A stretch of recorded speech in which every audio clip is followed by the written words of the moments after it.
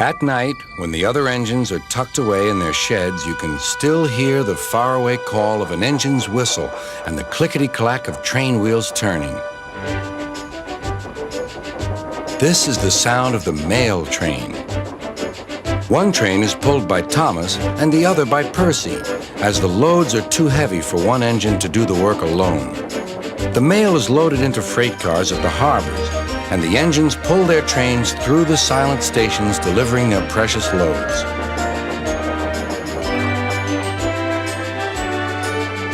On a clear night, a big shiny moon brightens their journey, but often Thomas and Percy can't even see the stars. But whatever the weather, lamps along the track always light their way. One night, Percy was waiting at the junction. The main line train was late. At last, Henry arrived. "Sorry," he puffed. "The mail boat from the mainland was delayed."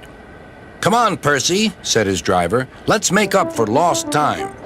Percy puffed along as quickly as he could, but the sun was already rising as he finished his work. "Never mind," thought Percy. "It's nice to be up and about when it's the start of a new day and there's no one else around." Percy was not alone for long. "Bother," said Percy. "It's that dizzy thing, Harold." "Good morning," whirred Harold. "I always said railways were out of date, but you're so slow with the mail. You should give everyone their stamps back." Percy was too tired to explain. "Bird brain," he muttered. "Good morning, Percy," called Duck. "You're up early this morning." "No, you're wrong," sighed Percy. "I'm back, tired and late." He rolled into the shed and fell asleep almost before his buffers touched the bar. His driver decided to set off early that evening. Thomas was waiting at the station. "Thank goodness I have a chance to speak to you. Driver says that the person in charge of the mail has complained to Sir Topham Hatt about the delay last night." "But that wasn't my fault," replied Percy. "I know," said Thomas, "and so does Sir Topham Hatt. But this mail person wouldn't listen. Tonight we'll just have to be quicker than ever before." The engines were just leaving when they heard a familiar buzzing. "I say, you two, there's news flying about." "Where?" puffed Percy crossly. "All over the place. They're going to scrap the mail train and use me instead. Wings work wonders, you know. Always." "Rubbish," huffed Thomas. That night, everything ran like clockwork. Thomas and Percy steamed through the stations, making good time everywhere they went.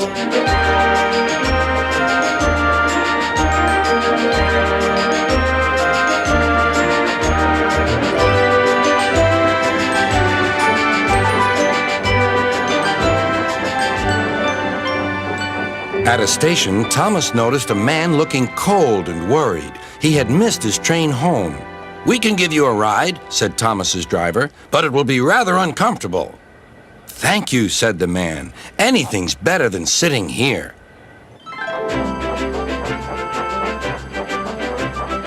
The next afternoon, Percy passed the airfield and saw Harold.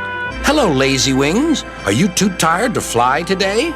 "The wind's too strong," grumbled Harold. "I've been grounded."